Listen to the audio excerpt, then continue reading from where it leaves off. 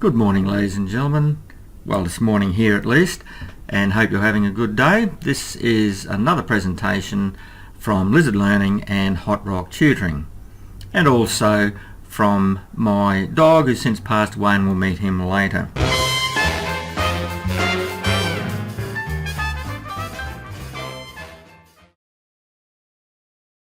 We've been looking at the simple sentence.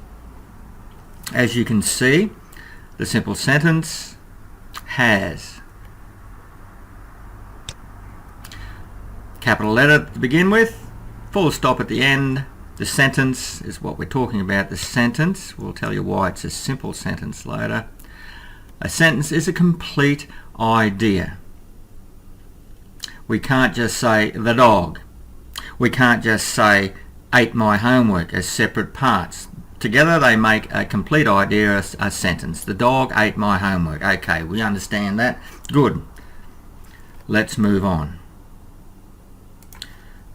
Firstly, here's my dog, Smithy. He's since passed away at the ripe old age of 14. I sooked for about 3 days when he passed, my little mate. This is him on his 7th birthday. There's a cake completely made out of pal for him. The cans that we used to make that, we cleaned them all out, washed them, and filled them up with ice cream and custard. So we had a whole bunch of humans standing around with spoons eating out of pal tins, and we had my dog sitting there having a lovely pal cake.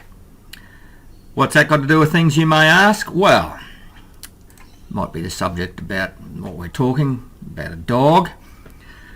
Subject of a simple sentence. Here we go, the subject of a simple sentence. The dog. That's what we know as the subject. Who or what it is that we are talking about. The dog. Doesn't make sense by itself. And the reason for that is it's not a complete idea. Doesn't make sense. The predicate of a simple sentence. Okay, so far we've got the dog is the subject, or the thing we're talking about. Now we have to say, what is it about the dog? What is it about the dog? And that is what we call the predicate. What did the dog do? Ate my homework. There is the predicate. It's what the dog has done in this case. So in a simple sentence, we have subject is the dog, and the predicate, what that dog did, is ate my homework. Separated, they don't mean a lot. Put them together, make a complete sentence, a complete idea. Well, what makes a simple sentence a simple sentence? Let's just go back for a minute and I'll explain. What makes a simple sentence a simple sentence? The fact that it has a verb, one verb. A simple sentence has one verb. A verb, as we'll look at more closely later on, a verb is a doing word. It is part of the predicate. Ate my homework's a predicate. Ate is the verb, it's part of the predicate. The predicate could be simply, in this sentence, the dog ate. Right, okay, maybe the dog hasn't been eating and suddenly one day the dog ate. That makes sense by itself. Ate is the verb. That's the doing word. It is a predicate. A predicate can be just the verb by itself. We added my homework to the verb. If you add to the verb, it becomes part of the predicate. Okay, let us move on. So, a simple sentence has only one, that's correct, verb. One verb.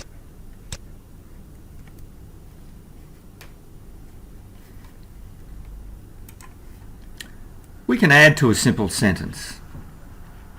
We can add to a simple sentence to make it more interesting, to create better sentences by using various other parts of speech to do that. For instance, the dog. Well, let's make it the hungry dog. The hungry dog ate my homework. Okay, that sounds a lot better. The subject is still, or the subject will now be, the hungry dog. Right, anything that's talking about the dog, which is in the subject of the sentence, we're still talking, the subject of the sentence is the dog, but we're adding hungry to it. That becomes part of the subject. Now we can add, let's put, we'll continue adding to the subject. Okay, let's talk about, we're still talking about the dog, the hungry dog. Let's put from next door. That's still talking about the dog. So the subject now becomes the hungry dog, I should say, the hungry dog from next door. That is still our subject. The original subject was the dog. We've added hungry to it to describe the dog, and we've got from next door also describing the dog. Hungry is an adjective, from next door is an adjectival phrase, but we don't have to worry about that yet. Another lesson. Right, so subject now is the hungry dog from next door. That's all part of what we're talking about. Now, I'll just remove that, and we'll move on now to adding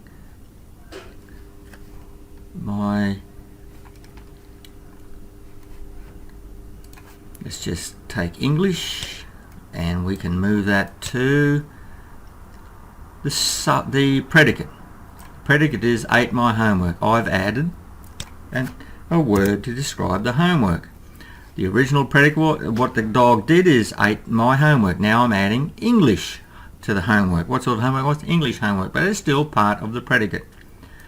When did he do this? It tells us when he did it. Let's add that. Alright, let's look at how we've changed the predicate. How have we changed the predicate? Here's the original predicate was ate my homework. We've simply added a few extra words to describe homework. They become part of the predicate. So the new predicate is ate my English homework yesterday. That's the predicate. Remember, the subject, the dog, had words added to it also, so the subject becomes the hungry dog from next door. How many verbs does this have? One verb. It is still a simple sentence. We have just made it sound more interesting. Thank you very much for listening to our little lesson on subject and predicate. We'll see you for our next small educational bit in maths or in English. See you then.